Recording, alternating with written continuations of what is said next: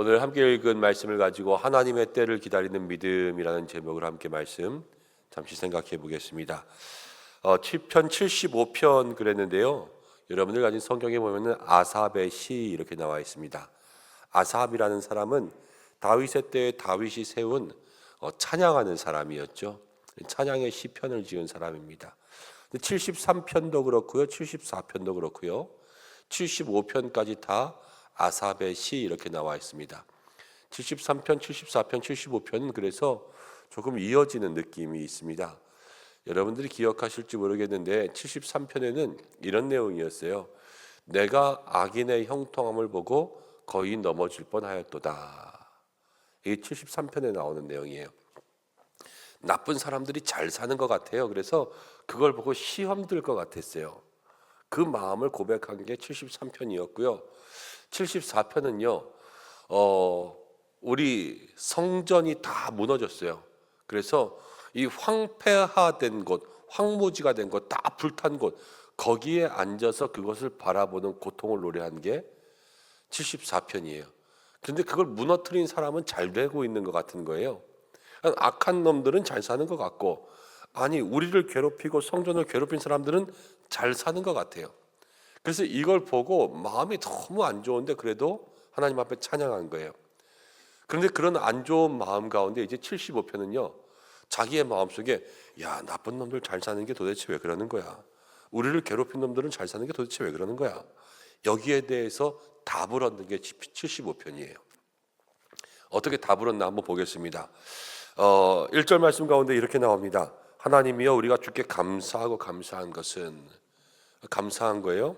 주의 이름이 가까움이라 사람들이 주의 기이한 일들을 전파하나이다. 이제 감사함으로 바뀌는데 왜 감사함으로 바뀌냐? 그 마음속에 깨달음이 있거든요. 근데 깨달음은 어떻게 오냐? 주의 이름이 가까움이라 그랬어요. 그러니까 주의 이름이 가깝다라는 것은 주님 다시 올 시간이 가깝다 이게 아니라, 이때는 구약 시대니까 하나님이 나와 가까이 계신다라는 거예요. 하나님이 나와 가까이 계신다. 하나님을 만나면 깨달아져요. 인생이 다 그래요. 내가 왜 이 모양 이 꼴로 살지? 그래도 하나님을 만나면 내 인생의 질문이 다 풀리는 거예요. 내가 도대체 왜 이렇게 있어야 돼? 그러나 주님 만나면 우리가 그 궁금증이 풀려지는 거죠. 그래서 이 아삽도요, 지금 주께서 가까우니까 거기서 모든 인생의 답이 다 나왔는데 그 답이 2절이에요. 주의 말씀이, 하나님 말씀하신 게 내가 정한 기약이 이르면 바르게 심판한다라는 거예요. 악한 사람들이 지금 돈 잘 벌고 아프지도 않고 무병장수하면서 잘 사는 것 같아요. 우리도 그럴 때 많잖아요. 예수 믿는 사람이 정말로 저 사람은 법 없이도 살 사람인데 어느 날 갑자기 아파요. 설명이 안 되죠. 말이 안 되죠. 기도하는 저도 마음이 얼마나 아픈지 모르겠어요. 하나님, 다른 사람 다 데려가도 이 사람 데려가시면 안 될 것 같은데 왜 이 사람을 아프게 하십니까? 이런 마음 나오지만, 그러나 그 모든 인생의 답이요, 하나님 만나면 깨닫는데, 이 아삽은 하나님이 때가 되면 심판하신다라는 거예요. 하나님의 때가 되면 다 정리가 되는 거예요. 우리는 악인들이 가만히 있는 것 같지만, 저는 그 예화 가운데 그 돼지에 대한 예화가 마음에 많이 남는데, 돼지가 잔칫날까지 돼지를 막 먹인다는 거예요. 잔칫날 더 살쪄서 잡게 하기 위해서 돼지에게 잔칫날 전까지 음식을 계속 먹이는 거라는 거예요. 근데 이게 악인과 죄인에게 하나님께서 하시는 방법이라는 거죠. 마지막 심판의 때까지 그 악한 사람들이 심판받기 전에 죄를 계속 먹도록 만드는 거예요. 이게 뭐냐면 로마서에 보면은 하나님께서 인간들의 마음 가운데 부끄러운 욕심이 있는데 그 부끄러운 욕심 가운데 그냥 내버려 두신다 그랬어요. 그리고 로마서 1장에 또 보면 상실한 마음들 가운데 그냥 내버려 두셔서 지금은 저들이 죄인으로서 죄짓고 사는 것 같은데 죄짓고 살아도 그냥 내버려 둔다는 거예요. 바로바로 직결 심판해가지고 죄 하나 지으면 잡아가지고 가두고 죄 하나 지으면 가지고 이것이 아니라 그게 다 인생의 삶 가운데 마지막 때까지 쌓아가는 거예요. 그래서 마지막 때가 되면 하나님께서 바르게 심판하실 때가 있다라는 거죠. 그래서 4절 말씀 가운데 보면 오만한 자들에게 오만하게 행하지 말라, 악인들에게 뿔을 들지 말라 하였노니, 뭐 하나 잘 됐다고 해서 그거 의시되지 말라는 거예요. 내가 죄 하나 짓고 돈 이만큼 벌었는데 내가 이거 봐, 돈 벌었고 지금 아무 일도 없지 이러면서 악인의 뿔을 높이 들지 말라는 것은 그 하나 가지고 성공했다 하지 말고 또 악한 것 가지고 자랑하지 말라는 거죠. 왜냐? 3절로 다시 돌아가면 땅의 기둥을 하나님이 세우셨지만 땅과 그 모든 주민이 소멸되리라. 하나님께서 마지막 심판하실 그때는 다 소멸된다라는 것, 그것을 하나님께서 말씀하시는 거죠.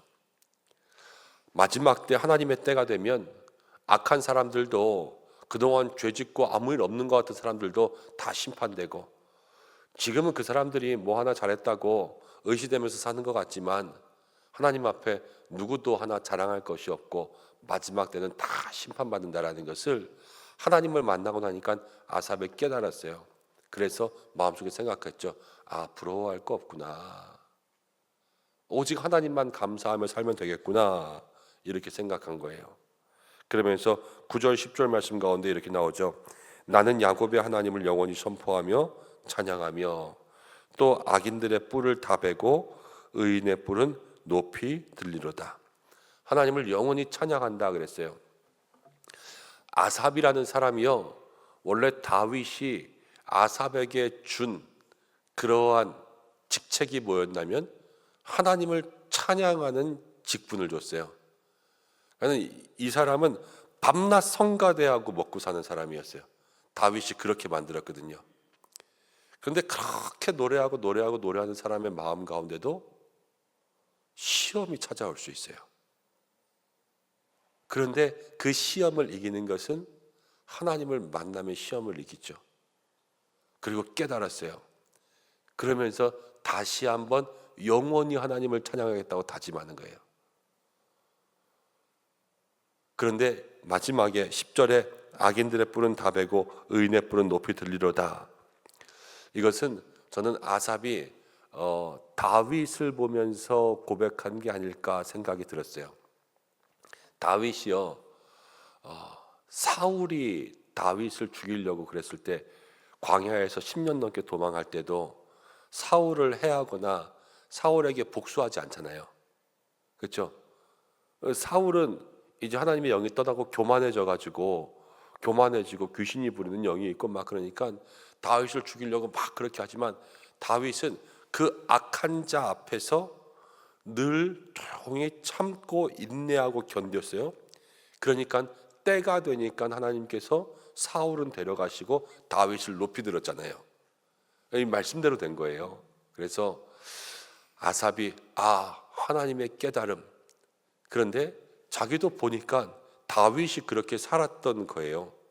그래서 하나님께서 인내하고 믿음으로 살아가는 성도들에게는 때가 되면 악인의 뿔은 꺾으시고 의인의 뿔은 높이시는구나 라는 것을 이 시편을 통하여서 함께 바라보며 고백했을 것이다 라는 생각이 들었습니다. 여러분, 오늘 우리가 그런 마음들의 고백이 있어야 될 줄로 믿습니다.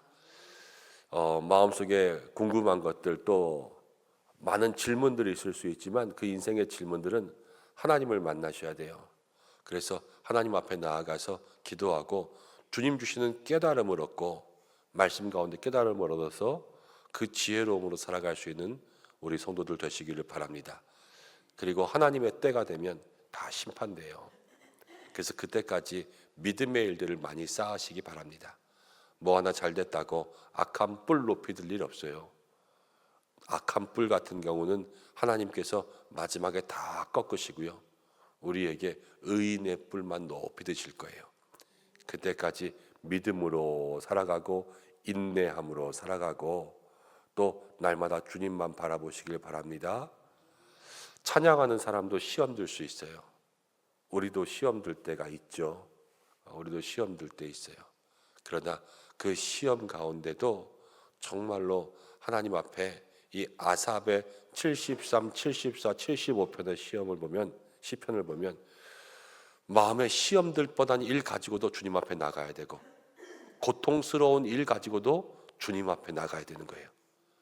그러면 그 찬양이 끊이지 않게 해주세요. 하나님께서 우리의 삶에 찬양이 끊이지 않을 수 있는 믿음의 성도들 되시기를 바랍니다. 함께 기도하겠습니다. 고마우신 아버지 하나님, 오늘도 주님을 찬양합니다. 부족한 자, 연약한 자 구원하여 주시고 하나님의 자녀, 하나님의 백성 삼으신 그 은혜 감사하며 하나님 찬양하오니 영광을 받아 주시옵소서. 하나님의 때를 기다리는 마음으로 살기를 간절히 원합니다.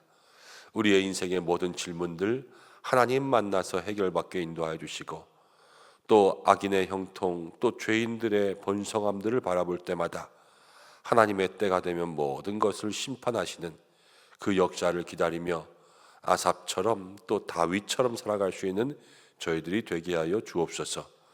오늘도 기도하며 나아가는 모든 성도들의 마음 가운데 기도의 은사와 능력을 더딥혀 주시옵고 하나님께서 그 삶과 가정과 일터를 지켜 주시옵소서.